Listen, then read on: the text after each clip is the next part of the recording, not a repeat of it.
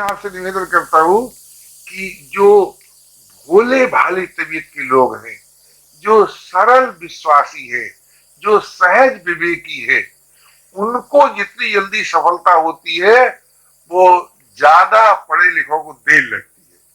आप विचार करके देखो, हम लोग पूर्ववासी के दे रहे चलो गंगा नहाया है, तो हम लोग भिखारी लोग जो गंगा नहाने जाते हैं तो गंगा भी नहाते हैं और पूरी मिठाई भी मिलती है, लेकिन सेठ साहूकार को कुछ मिलता है कि देना पड़ता है? देना पड़ता है। इसलिए जो ज्यादा योग्य होता है वही भगवान से देर में मिलता है, और जो अल्प योग्यता वाला है, अल्प सामर्थ्य वाला है, वो भगवान से जल्दी मिलता है, क्योंकि भगवान तो सभी का है। अगर अल्प सामर्थ्य वालों का न होता और विशेष सामर्थ्य वालों का होता तो हमें सामर्थ्य के लिए चिंता करनी चाहिए थी। अवध किशोर, ये सुन रहा है बेटा? अगर भगवान अल्प सामर्थ्य वालों के लिए न होता, विशेष तो हमें सामर्थ्य की चिंता करना चाहिए। वो तो सभी का है ना, तो सभी का होने से अल्प सामर्थ्य वाले को अल्प साधना से सत्य मिलता है, विशेष सामर्थ्य वाले को विशेष साधना से मिलता है। देखो, एक सेठ को जो मोटर मिलती है वो हजारों रुपया खर्च करने पर मिलती है, और ड्राइवर को उल्टा रुपया मिलता है। मोटर भी बैठने को मिलती है और रुपया मिलता है। आप पता लगाओ, किसी पूछ रहा कि मोटर बैठना में बड़ा मजा है, तो ड्राइवर ज्यादा देर बैठता है कि सेठ ज्यादा देर बैठता है? बोलो। मोटर ड्राइवर के हाथ में रहती है कि सेठ में हाथ रहती है? ड्राइवर के हाथ में रहती है। इसलिए भैया, वो परमात्मा रूपी जो अनंत तत्व है वो हर भाई को, हर बहन को मिल सकता है, उससे निराश नहीं होना चाहिए। और सुख दुख साधन सामग्री है, उसको जीवन नहीं मानना चाहिए। और जीवन का सत्य क्या है, ये भी सबको मान्य है कि सभी कामनाएं आज तक कभी किसी की पूरी नहीं हुई, और कुछ कामनाएं सभी की पूरी हुई। इससे ये सिद्ध होता है कि कामना से कामना पूरी नहीं होती, किसी विधान से कामना पूरी होती है। कामना पूर्ति का अर्थ क्या है? सुख का भोग। अपूर्ति का अर्थ क्या है? दुख का भोग। तो सुख दुख जो जीवन में दिखाई देता है कामना पूर्ति अपूर्ति के द्वारा, तो ये जो सुख दुख है ये साधन सामग्री है। साधन सामग्री को भोग सामग्री बना लेना ये हमारी अपनी भूल है।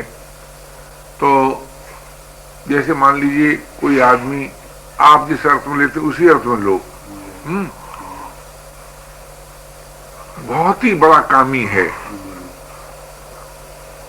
अगर उसके हृदय में सही अर्थ में किसी से प्यार हो जाए तो काम नाश हो जाएगा, क्योंकि प्यार में रस है, और जब जीवन में रस आ जाता है तो काम नाश हो जाता है, ऐसा नियम है। इसलिए उसको प्यार में बदलो। अब प्यार में कैसे बदला जाए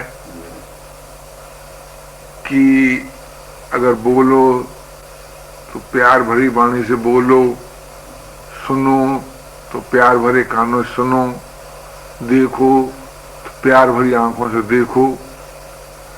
यानी आपके हर प्रवृत्ति में प्यार का पुट आ जाए, एक तो ये तरीका है। और दूसरा ये तरीका है कि वास्तव में प्रेम का दान मानव कर सकता है और प्रेम का पान भगवान कर सकता है। परमात्मा को छोड़कर और कोई प्रेम का पान कर नहीं सकता, और मानव को छोड़कर अन्य कोई प्राणी प्रेम का दान नहीं दे सकता, क्योंकि अन्य प्राणी सब भोग योनि है। तो जैसे पशु पक्षी भोग योनि है, देव योनि भी भोग योनि है, तो भोग योनि जिसको मिली हुई है वो प्रेम का दान नहीं कर सकता। मानव क्यों कर सकता है कि मानव में विवेक का प्रकाश है, वो इस बात को अच्छी तरह जानता है कि सुख के भोगी को कालांतर में भयंकर दुख भोगना पड़ता है। ये जो उसका ज्ञान है, इस ज्ञान के प्रभाव से अगर वो चाहे तो सुख भोग की रुचि को मिटा सकता है।